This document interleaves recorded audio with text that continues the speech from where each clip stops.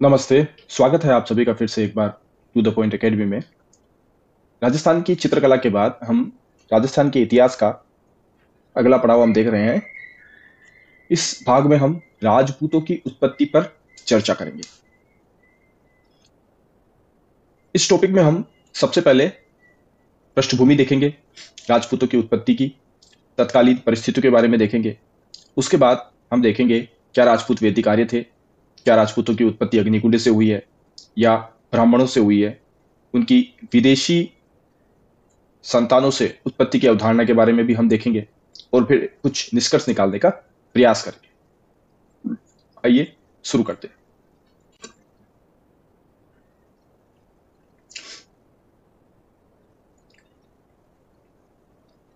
राजपूतों की उत्पत्ति।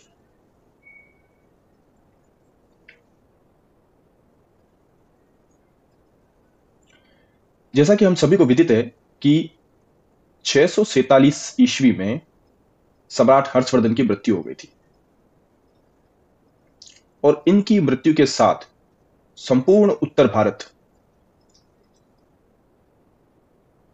इसकी राजनीतिक एकता समाप्त हो गई। राजनीतिक एकता समाप्त हो गई, खत्म हो गई और पूरा उत्तर भारत छोटे छोटे राज्यों में बट गया, छोटे छोटे राज्यों में विभक्त हो गया।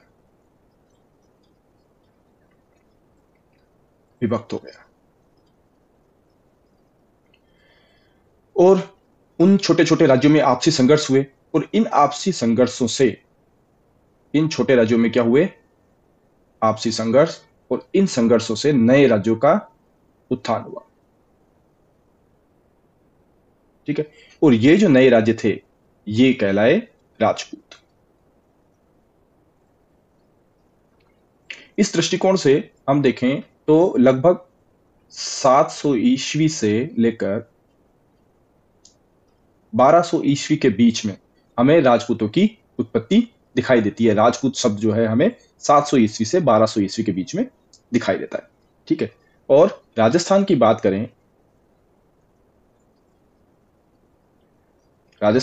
करें, तो यहां मारवाड़ में हमें प्रतिहार व राठौड़ राजपूत मिलते हैं। मेवाड़ में हमें मिलते हैं गोहिल। सांभर में हमें मिलेंगे चौहान। ठीक है, और आमेर में कछवा।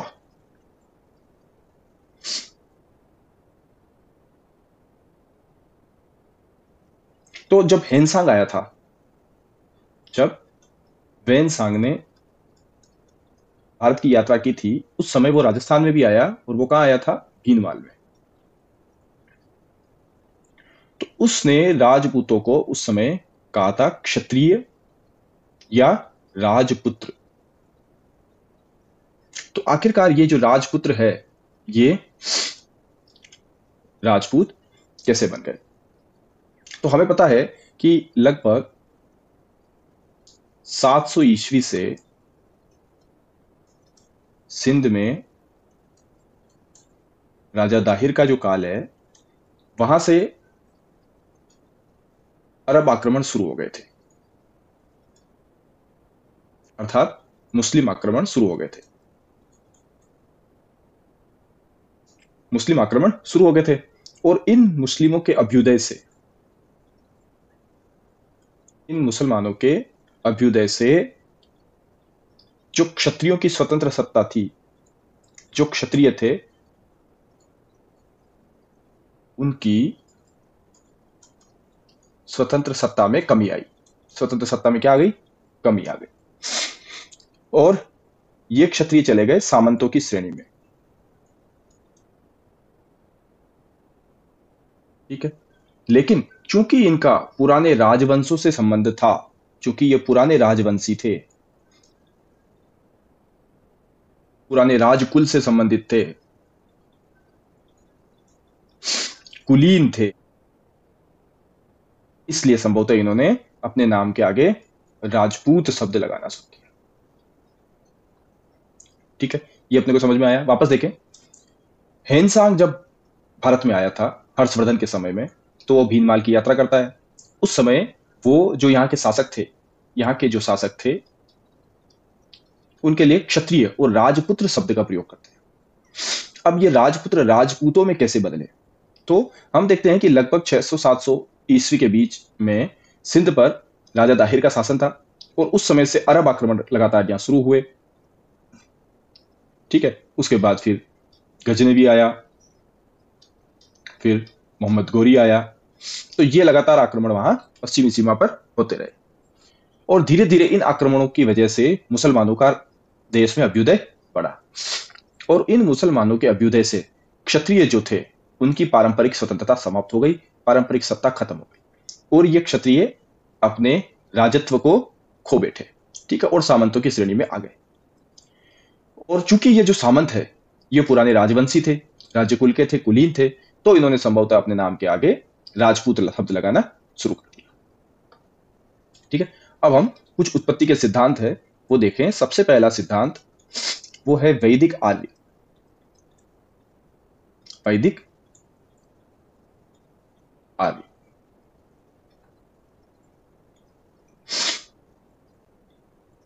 वैदिक आर्य, ये किसने दिया है?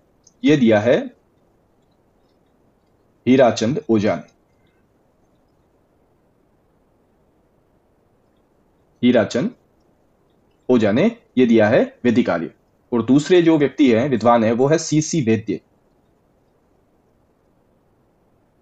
तो हीराचंद ओझा और सीसी वैद्य, इन दोनों लोगों ने कहा कि राजपूत जो थे वो वैदिक आर्यों की संतान थे। राजपूत वैदिक आर्यों की संतान है। क्यों, कैसे संतान है? तो उन्होंने कहा कि राजपूतों में भी अश्व पूजा, यज्ञ, ली, अस्त्र पूजा, ठीक है, इसके अलावा वैदिक आर्यों जैसा सुडोल शरीर,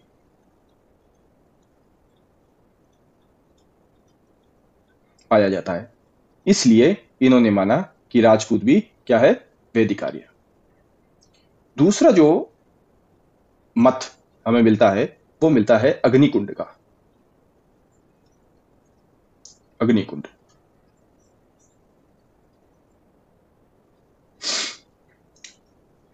ये मत प्रतिपादित किया है चंद्रबरदाई, और उसका समर्थन करते हैं नैन्सी। ये कहते हैं कि वशिष्ठ मुनि यज्ञ करते हैं कहां पर? आबू पर यज्ञ करते हैं, राक्षसों से परेशान होकर।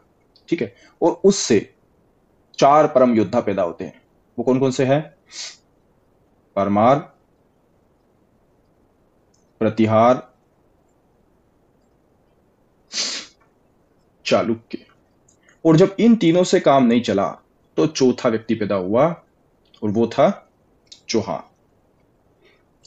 तो अब इस आधार पे कर्नल टोड ये अनुमान लगाते हैं कि संभवतः अग्निकुंड जो है वो विदेशी जातियों का शुद्धिकरण का एक स्रोत था। यानी इस अग्निकुंड के माध्यम से, यज्ञ के माध्यम से, जो विदेशी जातियां थी उनको राजपूतों में शुद्धिकृत किया गया। और वो कौन कौन सी जातियां थी? जैसे शक, हूण, है ना, और यूची। इन लोगों को शुद्धिकृत करके क्या बना दिया गया? क्षत्रिय बना दिया गया। तो वैदिक आर्य हीराचंद ओझा और सीसी वेद कहते हैं, ये कहते हैं राजपूत वैदिक आर्यों की संतान है। क्यों? क्योंकि यहां भी अश्व पूजा, यज्ञ बलि, शस्त्र पूजा, सुडोल शरीर जैसे उदाहरण हमको मिलते हैं। दूसरा अग्निकुंड का सिद्धांत है, ये चंद्रबरदाई और मोड़ोद नैन्सी देते हैं। कहते हैं चंद्रबरदाई की वशिष्ठ ने आबू में यज्ञ किया, जिससे परिमार, प्रतिहार और चालुक्य पैदा हुए। जब इन तीनों से काम नहीं संभला तो फिर चौहान पैदा हुए, और उन्होंने राक्षसों से धरती को मुक्त किया। और टोड इसी आधार पर कहते हैं कि संभवतः जो अग्निकुंड या यज्ञ की संकल्पना है, ये वर्तमान परिप्रेक्ष्य में तो इस तरह की किंवदंती स्वीकार नहीं की जा सकती है, लेकिन इन अर्थों में स्वीकार की जा सकती है कि संभवतः शक, हूण और यूची जो जातियां थी उनका इनके माध्यम से, यज्ञों के माध्यम से शुद्धिकरण हुआ और वो क्षत्रिय कुल में प्रवेश कर गए। अब हम देखें तीसरा, ब्राह्मण।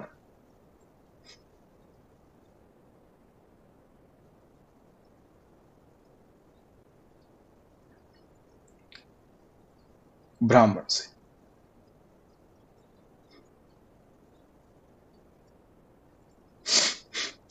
ये कौन विद्वान है?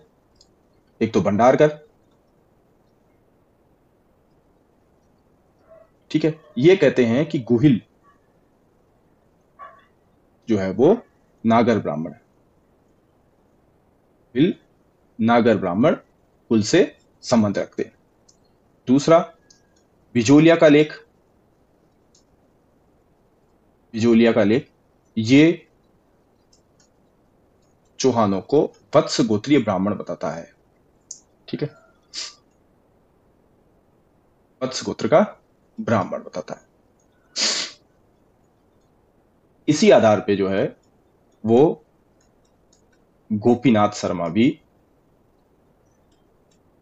ये भी गुहिलों को क्या मानते हैं?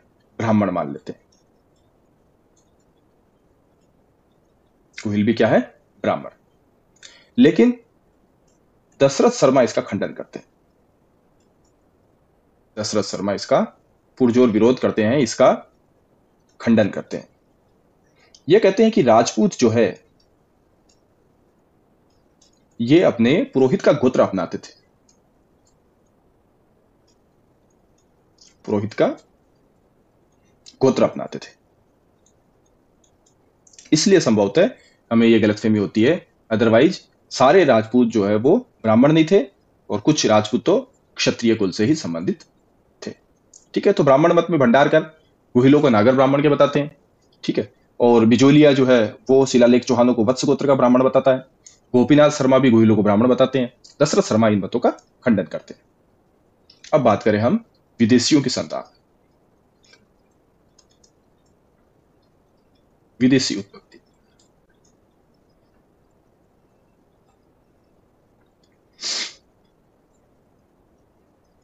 ठीक है, इसमें सबसे पहले आता है जो व्यक्ति, वो कहता है जेम्स टॉड।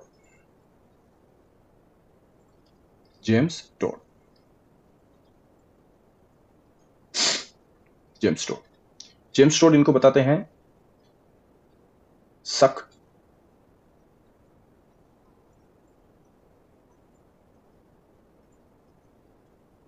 सीथियन,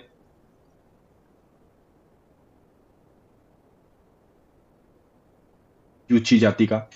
तो जेम्स टॉड शक, सीथियन और यूची बताते हैं और कहते हैं कि अग्नि संस्कार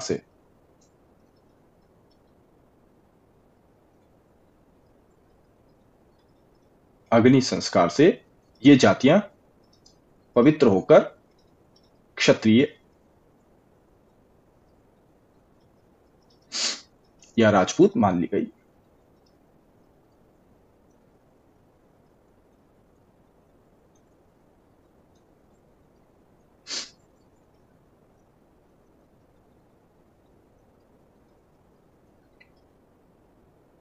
क्षत्रिय या राजपूत मान ली गई।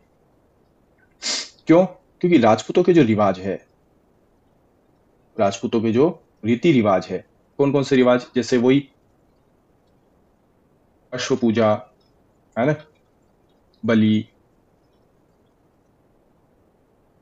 की पूजा, ये सारे शकों के जैसे रिवाज है, शक परंपरा में हमको मिलते हैं।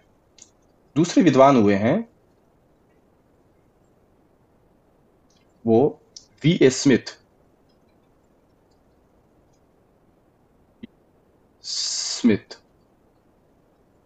इन्होंने भी यही कहा कि लगभग 8वीं और 9वीं सदी में भारत में हूण आए थे और जो राजपूत है वो किसकी संतान है? हूणों की संतान है, ठीक है। विदेशी उत्पत्ति का जो मत दिया है वो जेम्स टॉड और V.A. स्मिथ ने दिया है, जहां जेम्स टॉड शक, सीथियन और यूची से मानते हैं कि अग्नि संस्कार से पवित्र करके इनको क्षत्रिय राजपूत मान लिया गया। वहीं V.A. स्मिथ जो है वो कह रहे हैं कि 8वीं और 9वीं शताब्दी में जो हूण भारत में आए थे और वही हूण जो है लगातार आपस में यहाँ की जातियों के साथ मिलजुल गए और उनकी जो संतानें हैं वही राजपूत कहलाई। अब यदि निष्कर्ष रूप में हम देखें,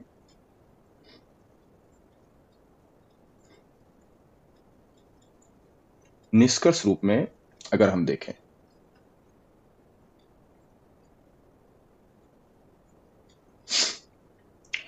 तो हम कह सकते हैं कि कुछ वंश जो है वो निश्चित रूप से प्राचीन क्षत्रिय है, प्राचीन क्षत्रिय है। एक चीज, जैसे हम जानते हैं कि राजस्थान के कई सारे वंश जो अपने आप को सूर्यवंशी और चंद्रवंशी सिद्ध करते हैं, ठीक है। जैसे जैसलमेर के यादव, जो जैसलमेर के भाटी, ये स्वयं को चंद्रवंशी कहते हैं।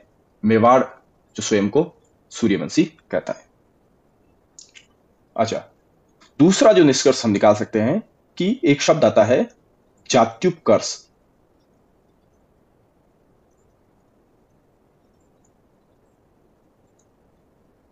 जात्युपकर्ष से कुछ जातियों ने सत्ता पाली और इस सत्ता को प्राप्त करने के बाद उन्होंने अपना संबंध प्राचीन क्षत्रियों से जोड़ दिया, ठीक है। प्राचीन क्षत्रियों से जोड़ दिया। क्यों जोड़ा होगा? क्योंकि इससे उनको राजस्व प्राप्ति में आसानी होती है, प्लस स्वयं को प्राचीनतम सिद्ध करना।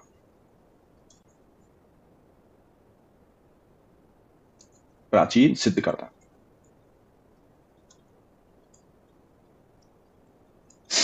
तीसरा, मिश्रण।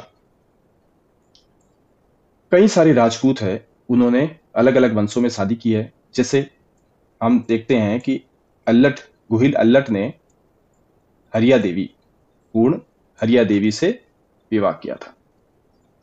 तो इस प्रकार आपस में राजाओं के यहाँ शादी संबंध हुआ करते थे, तो उससे भी है राजपूत उत्पन्न हुए होंगे, ठीक है। और इसी परिप्रेक्ष्य